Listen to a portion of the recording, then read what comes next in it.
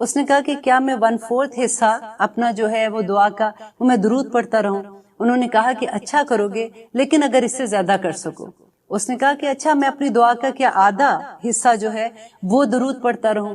نبی صلی اللہ علیہ وسلم نے کہا کہ اچھا کرو گے، لیکن اگر اس سے بھی زیادہ کر سکو۔ اس نے کہا کہ تو پھر میں کیا 2/3 حصہ اپنا دعا کا درود شریف پڑھتا رہوں؟ نبی صلی اللہ علیہ وسلم نے کہا کہ اچھا کرو گے، لیکن اگر اس سے بھی زیادہ کر سکو۔ تو اس نے کہا کہ میں پورا حصہ اپنا دعا کا جو ہے وہ درود پڑھتا رہوں۔ تو نبی کریم صلی اللہ علیہ وسلم نے کہا کہ ایسا کرنا تجھے دکھوں، مصیبتوں اور غموں سے دور کر دے گا اور یہی تیرا علاج ہوگا۔ تو اس نے کہا کہ میں اللہ سے وعدہ کرتا ہوں کہ آج کے بعد میں درود ہی پڑھتا رہوں گا۔ سبحان اللہ۔ اور جبرائیل علیہ السلام ایک دن نبی کریم صلی اللہ علیہ وسلم مدینہ میں آتے ہیں، مدینہ مسجد میں آتے ہیں، تو ان کا چہرہ خوشی سے کھلا ہوا ہے۔ تو صحابہ پوچھتے ہیں کہ آج کیا بات ہے، آج بہت خوش ہیں؟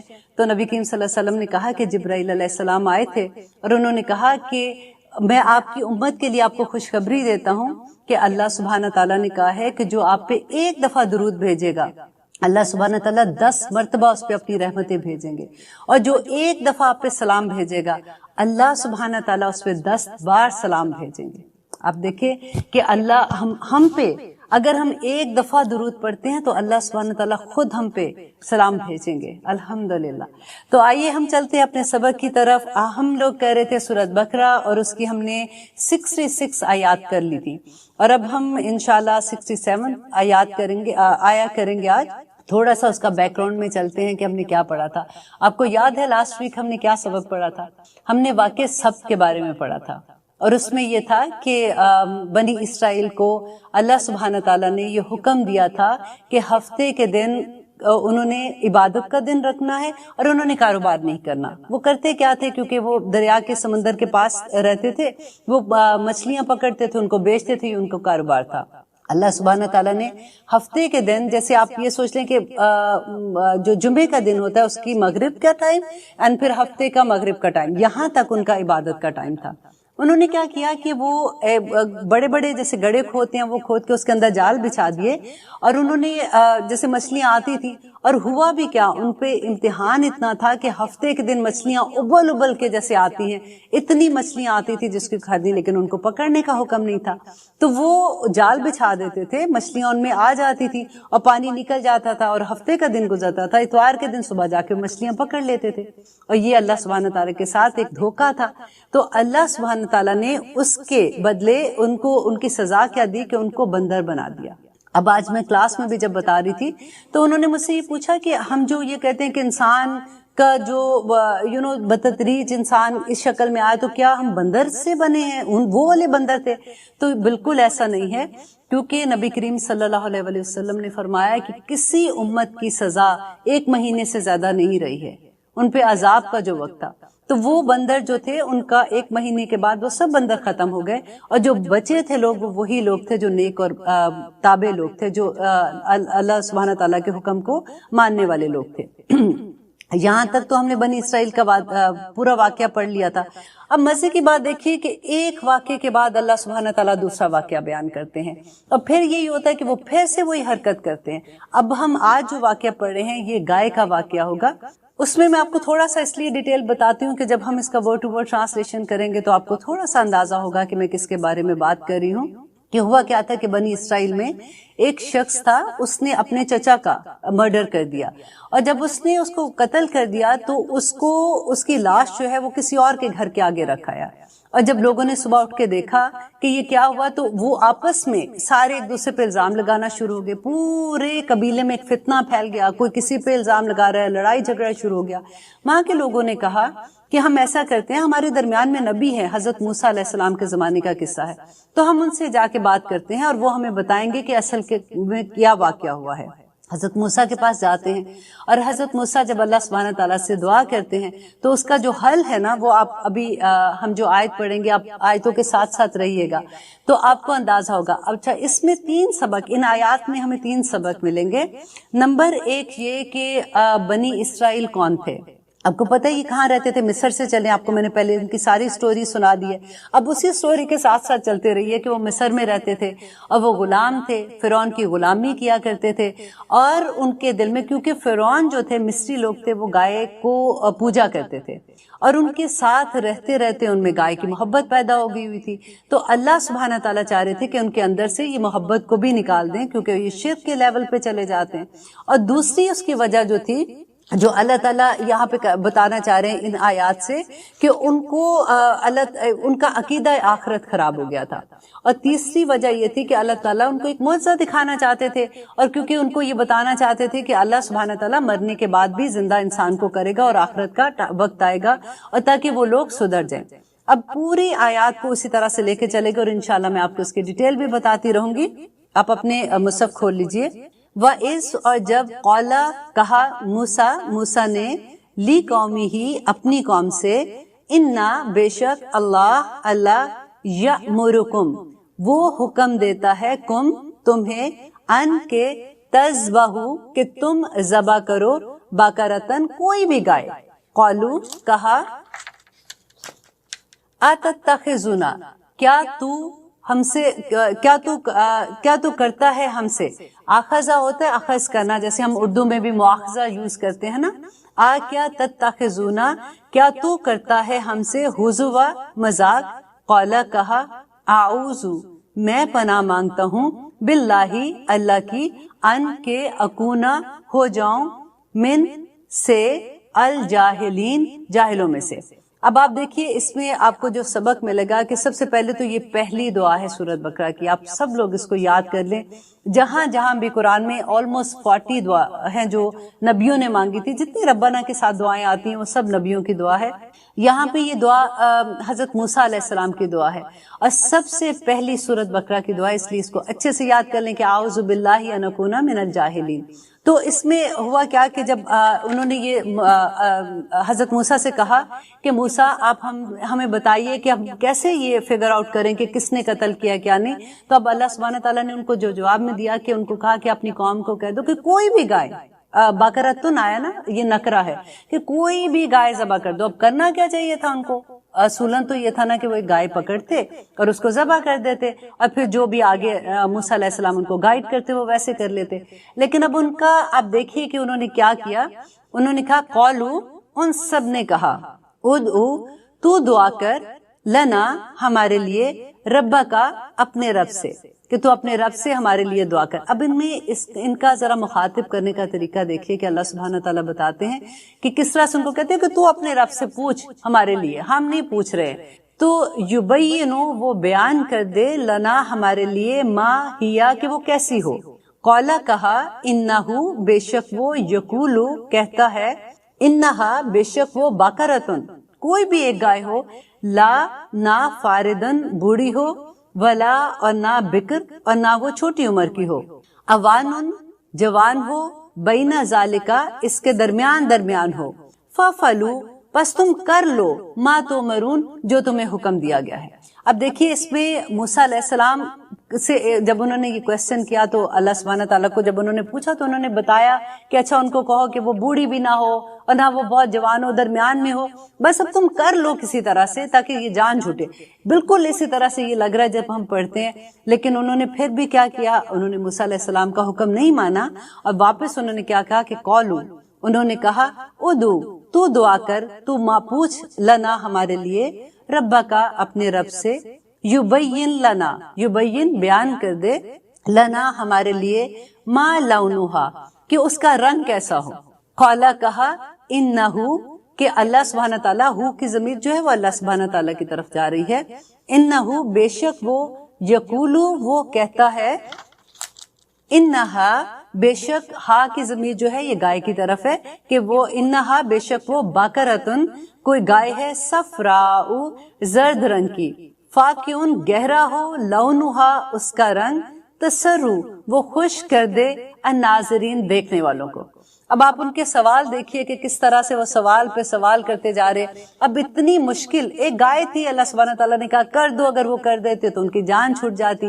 اب وہ بار بار وہ سوال کرے, اچھا اب یہ بتاؤ, اب ہمیں تو یہ نہیں سمجھ, اچھا اب یہ پوچھ کے ہمیں بتاؤ.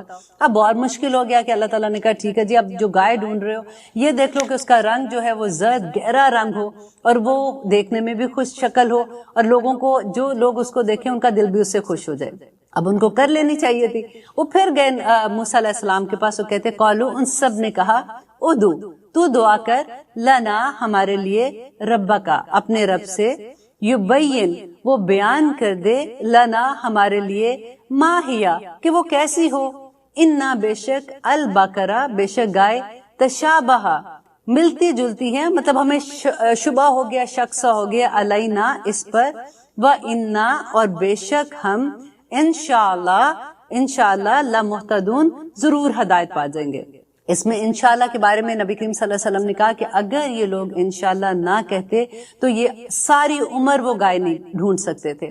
قالا, کہا موسیٰ نے, انہو, بے شک وہ, یقولو, کہتا ہے, انہا, بے شک وہ, بقرۃن, گائے ہے, لا, نہ, ذلولن, نہ کام میں لگی ہوئی ہو, تثیر الارض, کہ زمین پھاڑتی ہو, ولا, اور نہ, تسقی الحرث, اور نہ وہ پانی دیتی ہو, مسلماتن, صحیح سلامت ہو, لا, نہ, شیعتا, کوئی داغ ہو, فیہا, اس میں. اب دیکھیں کتنا مشکل ہوتا جا رہا ہے کہ اس میں داغ بھی نہیں ہو, نہ وہ ہل جوتی ہو, نہ وہ زمین کو پھاڑتی ہو, فیہا, اس میں. قولو, انہوں نے کہا, الانا, اب, جیتا, تو لایا ہے, بالحق, سچی بات, کہ حق بات تو اب ہمیں بتا رہا ہے. فذبحوها, تو انہوں نے اس کو ذبح کیا, وما کادو, اور وہ نہیں تھے, یفعلون, ایسا کرنے والے. دیکھیں اتنا مشکل, اس میں ہم کو کتنے سبق ملتے ہیں. دیکھیں جب ہم یہ آیات پڑھتے ہیں نا, بنی اسرائیل کی آیات پڑھ رہے ہیں, یا قرآن میں جو بھی واقعے آ رہے ہیں, آگے نصارہ کے واقعے آئیں گے, منافقین کے آتے ہیں, فاسقین کے آتے ہیں, تو ہمیں ہر آیت سے یہ دیکھنا ہے کہ یہ آیت ہمیں کیا سبق دے رہی ہے. اللہ سبحانہ تعالیٰ ہمیں یہ کیوں بتا رہے ہیں, کیونکہ دیکھیے اب تو کوئی نبی نہیں آئے گا, اب کوئی کتاب بھی نہیں آئے گی, تو ہمیں یہ جو قصے ان کے بارے میں بتا رہے ہیں اللہ سبحانہ تعالیٰ, تو ہمیں یہ دیکھنا ہے کہ ہم اپنے آپ کو کیسے ٹھیک کریں, کہیں یہ بیماریاں ہمارے اندر تو نہیں ہیں. آئیے لیتے ہیں ایک چھوٹی سی بریک, کہیں مت جائیے گا, انشاءاللہ یہیں سے ہم اپنے پروگرام کا آغاز کریں گے. آپ دیکھ رہے ہیں قرآن میری زندگی. ہم آیت نمبر 69 پہ تھے, اور ہم بات کر رہے تھے اپنی ان دلوں کی بیماریوں کا جس کی تشخیص ہم کو کرنی ہے. اسی طرح اللہ سبحانہ تعالیٰ نے, اب دیکھیے کہ واقعہ کیا تھا, کہ ان کے دل میں گائے کی محبت تھی جس کو اللہ سبحانہ تعالیٰ ختم کرنا چاہ رہے تھے. اور گائے کی محبت تو صرف اس وجہ سے کہ وہ وہاں پہ غلام تھے, انہوں نے وہاں پہ دیکھا تھا, ابھی وہ پوجا نہیں کر رہے, صرف دل میں محبت ہے, رائٹ. تو اللہ سبحانہ تعالیٰ نے اتنا بڑا ان کو, یہ امتحان تھا نا ان کے لیے, کہ جس سے وہ محبت کر رہے ہیں اس کو اپنے ہاتھوں سے ذبح کرے, تاکہ ان کے اندر سے یہ والی چیز بھی, یہ جو شرک ہے, یہ بھی ختم ہو جائے. آج آپ دیکھیے کہ ہم کیا کرتے ہیں, ہم نے ہر آیت سے تو سبق اپنے لیے لینا ہے نا. ہمارے دل میں آپ دیکھیے کہ ہم کون کون سے, ایک طرف سارے مسلمانوں کے جو ہمارے تہوار ہیں وہ لکھیے, اور ایک طرف سارے وہ تہوار لکھیے جو ہم دوسرے لوگوں کے مناتے ہیں. ویلنٹائن ڈے کیا ہے, اس کی محبت کیسے, آپ دیکھیے اس دن تو پوری مارکیٹ میں اگر پھول ہی ملنا بند ہو جاتے ہیں. میرے ایک جاننے والے ہیں, ان کی فادر کی ڈیتھ ویلنٹائن ڈے پہ ہوئی ہے, تو وہ مجھے یہی بتا رہی تھی, کہتی کہ میں نے قبرستان جانا تھا تو پوری مارکیٹ میں مجھے پھول ہی نہیں مل رہے تھے. یہ تو ہم حال مچاتے ہیں. آپ دیکھیے وہ پیلا جوڑا پہننا کیا ہے, وہ جب گھر میں دلہن آتی ہے اور ہم پہلے آئل, وہ جو سرسوں کا تیل ڈالتے ہیں وہ کیا ہے, مہندی کیا ہے, یہ ساری گود برائی کیا ہے, یہ ساری رسموں کو آپ دیکھیے اور اس ایک آیت کو اس کے آگے رکھیے, آپ سارا بلیک اینڈ وائٹ سمجھ جائیں گے. ہم کہتے ہیں کہ قرآن مشکل ہے, ہمیں سمجھ نہیں آتا. آپ ذرا غور تو کیجئے کہ اللہ سبحانہ تعالیٰ کس طرح سے ہمارے دل میں اتنا سا بھی شرک نہیں رکھنا چاہتے ہیں. ہمیں جب دوسری چیزوں سے محبت ہو جاتی ہے نا, جب ہم اللہ سبحانہ تعالیٰ کے احکام, اب ہم سوچیں کہ کیا گائے کی وجہ سے یہ تو شرک نہ ہوا, ہم تھوڑی کوئی پوجا کر رہے تھے. اللہ تعالیٰ نے قرآن میں کہا ہے کہ تمہاری خواہشات جو ہیں وہ تمہارا سب سے بڑا بت ہے, سب سے پہلے آپ نے اس کو ختم کرنا ہوگا. تو یہاں پہ کیا تھا, ایک گائے کی محبت دل میں تھی, اللہ سبحانہ تعالیٰ نے اس کو ذبح کرنے کا جب حکم دیا, تو اسی طرح سے ہمیں یہ دیکھنا ہے کہ ہم کن کن چیزوں میں پھنسے ہوئے ہیں. جب ہم اپنے کسی جیسے ہندوستان میں رہتے تھے تو اس وقت ان کی جو چیزیں ہمارے اندر آئی ہیں ہم تو اتنے فخر سے کرتے ہیں. ہم کس چیز سے امپریس ہوتے ہیں, ہم کون سا لباس پہننا پسند کرتے ہیں, ہم کون سی زبان بولنا پسند کرتے ہیں, ہم کن چیزوں میں, ہم کن لوگوں میں مکس ہونا پسند کرتے ہیں, ہمیں کون سے نام چاہیے. اب تو مسلمانوں کے نام رکھتے ہوئے بھی ہم کوئی ایسا نام ڈھونڈتے ہیں جو دونوں کے برابر برابر آ جائے. یہ سب کیا ہے؟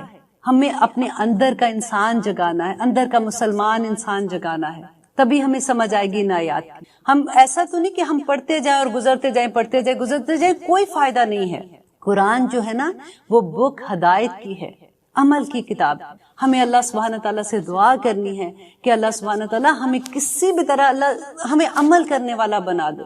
ہم ایک آیت اگر پڑھتے ہیں نا, اگر ایک ہفتے کا ایک آپ پروگرام دیکھ رہے ہیں, آپ اگر یہ سوچ لیں کہ آپ نے جو کچھ پڑھا آپ کے کوئی نہ کوئی چیز پہ آپ نے عمل کرنا ہے, ورنہ کوئی فائدہ نہیں ہے. دیکھیے اچھی بات تو سننا سب کو اچھا لگتا ہے. جتنی دیر آپ قرآن کی بات سنیں گے, جتنی دیر آپ کسی اور عالم کو سنتے ہیں, آپ یوٹیوب میں جاتے ہیں, آپ جن کو بھی سنتے ہیں, آپ کلاسز میں بھی جاتے ہوں گے, تو آپ کو بہت اچھا لگتا ہے. ہمارے دل کو بھی اچھا لگتا ہے نا, کیونکہ روح کا تعلق اللہ سبحانہ تعالیٰ سے ہے. جسم کو ہم کھانا کھلا کھلا کے موٹا تازہ کرتے رہتے ہیں, روح پیاسی رہ جاتی. کیونکہ اللہ سبحانہ تعالیٰ نے کیا کہا تھا کہ جب آدم علیہ السلام کو کریٹ کیا تھا تو اپنی پھونک اللہ سبحانہ تعالیٰ نے اس میں پھونکی تھی, اور وہ روح تھی جو ہمارے اندر پھونکی ہے. تو اسی لیے جب ہم اللہ سبحانہ تعالیٰ کی باتوں کو اگنور کرتے ہیں یا اس کے حکم نہیں مانتے تو تکلیف میں آ جاتے ہیں, روح ہماری پیاسی رہ جاتی ہے. تو یہاں پہ ہمیں یہی دیکھنا ہوگا کہ ہم کہاں کہاں پہ اپنے آپ کو صحیح کریں گے, اور انشاءاللہ یہ سفر بہت خوبصورت رہے گا.